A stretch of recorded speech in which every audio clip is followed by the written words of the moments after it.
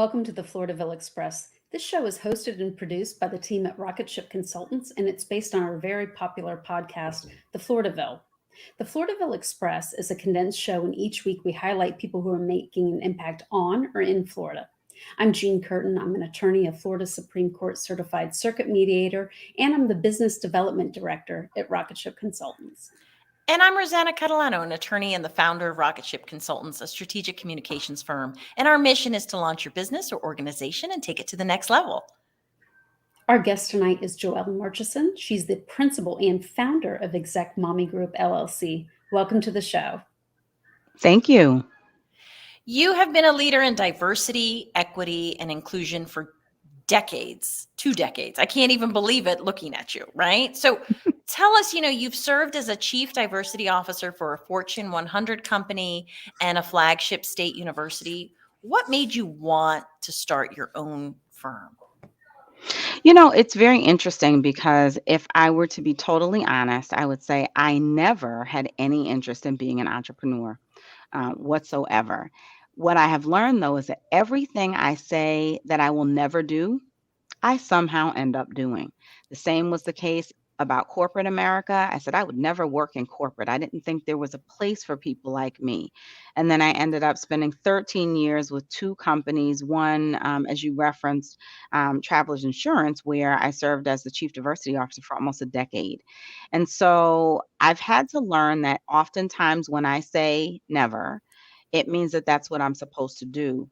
I decided to step down from my role at the state's flagship university because I really became interested in helping organizations more directly.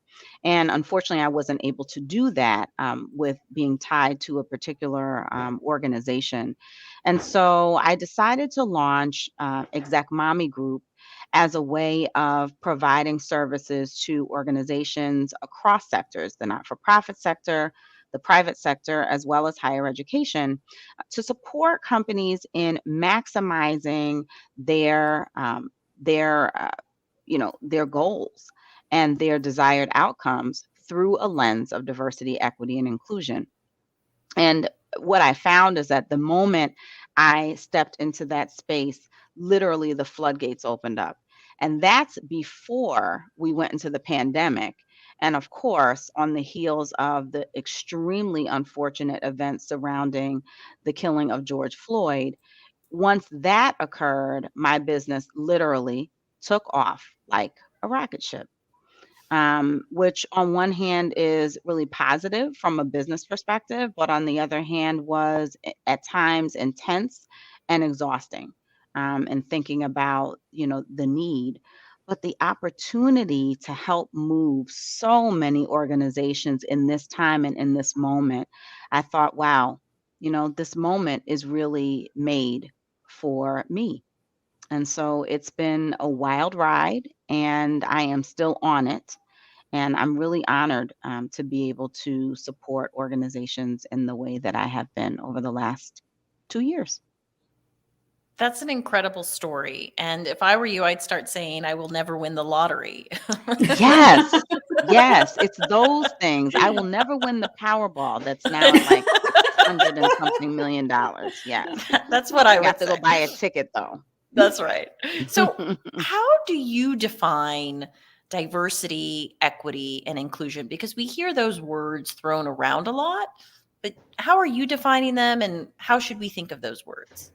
And it's interesting that you asked that because it's one of the things that I talk about quite a bit, that unfortunately, folks like me, people who consider themselves diversity practitioners, really have culpability for some of why individuals do not correctly define those words.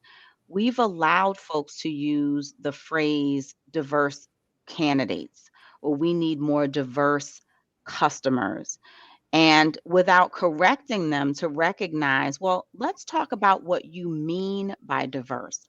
So many people believe that diverse is synonymous with race, sometimes gender. The reality is, when I think about diversity, I think of diversity as the mix. It is the representation of all of us who are in a particular place. So the three of us this evening represent diversity because each of us come with unique backgrounds and experiences that frame and shape who we are and the way we see the world. Inclusion then is what we do with that mix. How do we leverage the fact that each of us come with these different backgrounds and experiences in order to support ultimately our organization's desired outcomes? The equity piece, which I think for a lot of folks has been introduced more recently, really challenges us to think about when we for decades talked about equality. That meant that everyone got the same thing. And I think based on how we were all raised, right? Treat people the same. That's the message we got. The reality is that everyone doesn't need to be treated the same. In fact, there are some of us who do need some things that are different. And so equity challenges us to think about what exactly do we need to be successful, to be able to thrive, and to be able to provide individuals with what they need, which is going to be different for each of us. I like to think about the whole combination of diversity, equity, and inclusion because I'm a foodie in the context of a salad. Now, for years, we talked about the United States as a melting pot. And I realized over time that when you melt things, they change their form, right? So while we talked about it being a positive thing that we all come together, what we didn't really account for is the fact that in order for us to be melted, that meant that we'd have to change our shape, change our identity, change our form. The thing I love about a salad, and it has to be a good salad, not like the little side salad with the iceberg and the one piece of tomato, but I mean a really hearty, sweet, and savory salad, is that you put all of your ingredients together, your greens, your tomatoes, perhaps in my salads, there's going to be some kind of cheese, a blue cheese, a goat cheese, and then your sweet, maybe a fresh blueberry or dried craisin, and you put it all together with the balsamic vinaigrette, and you mix it, and every bite is amazing, right? It's a flavor festival, but you know distinctly what each of those flavors are. I haven't had to ask the tomatoes to become something else. I know they're tomatoes. I haven't had to ask the cheese to become something other than what it is. And so when I think about the value of inclusion, the value of diversity and equity, it is ensuring that we can all show up and remain who we are, that we don't have to change in order to be a part of this community, that we can show up as our true identity, authentic selves, and be able to make a contribution that we all see, that we don't lose sight of. So, that for me is the way I like to think about it. Yes, we've got a variety of different dimensions of diversity, some of whom historically we've historically discriminated against people, allowed them not to have access. So we've got to be about, yes, bring us all together and acknowledge the different parts and pieces that make us all wonderful, but we can't forget that for years, for centuries in fact, there are those among us who have historically been left out. And so we must do both. We must bring us together, and we have to be able to acknowledge those opportunities where we need to give folks access in ways that they may need it differently. What do you think? And by the way, I love that analogy. Thank you. That just brought it home. What do you think is going to make a real difference for organizations as they embrace diversity, equity, and inclusion? True, open, real, honest conversation and dialogue. I think too often we look for in our society very neat ways, little packages to put things into. What happened, particularly after the death of George Floyd, was we ripped those packages apart. And folks were finally able to address some of the core challenges that have been the case for them for a very long time. Because some people say, well, why all of this on the heels of one person being killed? Like, how did that get corporate America to stand up, right?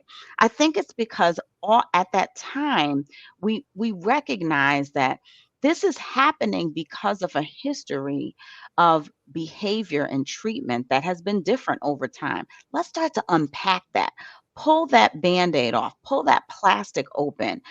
It's not going to be neat in here anymore for a minute, right? You know, when you clean a house, you have to kind of take everything apart before you can really put it back the way that it needs to be. And it was time for America to do that. It's been beyond time. But I think that means real dialogue. We've got to get from behind our keyboards, safely, of course, after the pandemic, and really begin to engage in dialogue with one another. What do I not see that perhaps you see?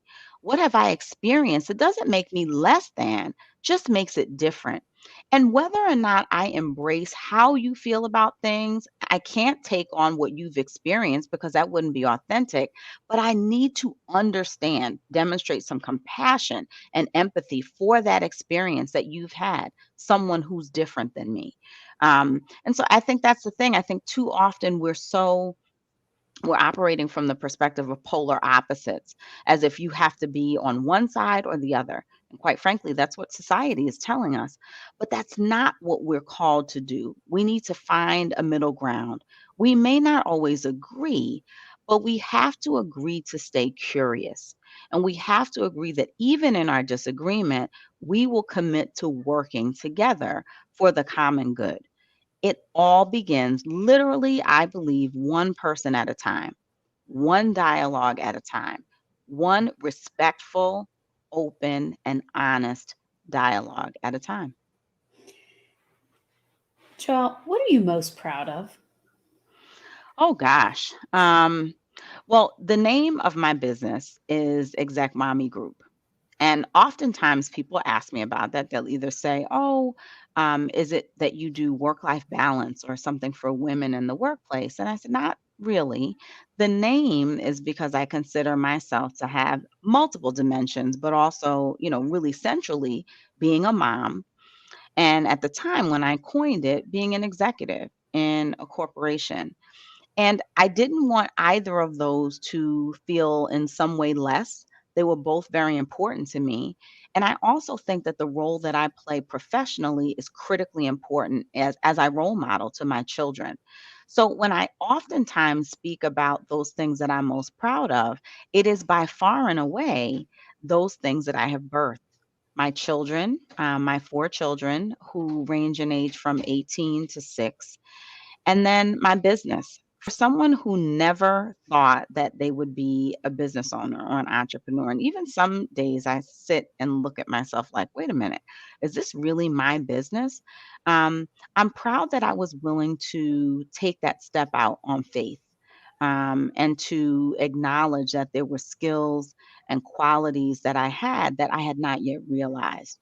It has been such a wonderful experience to be able to run my own business, and yet that has created more time in this pandemic in particular to spend with my children, in particular before my oldest went off to college, being here when school was over, being able to prepare meals, which is like love language to me. So when I think about that, it's absolutely those things, my children, and the ability to stretch and be able to grow and move this business to help really ultimately change the world. Well, and Joelle, a lot of that's being brave and staying strong because you Yeah, jumped. yeah, absolutely. You And took there's a the lot of lead. things that I was like, I don't know, but faith has carried me for sure. That's right. Well, let's take a quick commercial break. And when we come back, I want to hear about some of the services that you're offering with Sure. Exec Mommy Group. At Rocket Ship Consultants, our mission is to take your organization to the next level. Our team develops strategic communication plans that help entrepreneurs, corporations, associations, and individuals reach new heights. Our consulting team is made up of attorneys with additional experience in journalism, public relations, politics, broadcasting, and advocacy. Let us help you take that dream you have for a podcast or video show and make it into a reality. We can create networking opportunities, educational forums, and interactive conferences to spread your message. Let our team provide you with fresh ideas and inspiration. Rocketship Consultants offers a variety of services, so check out our website at rocketshipconsultants.com. Take off with Rocketship Consultants and launch your organization with us.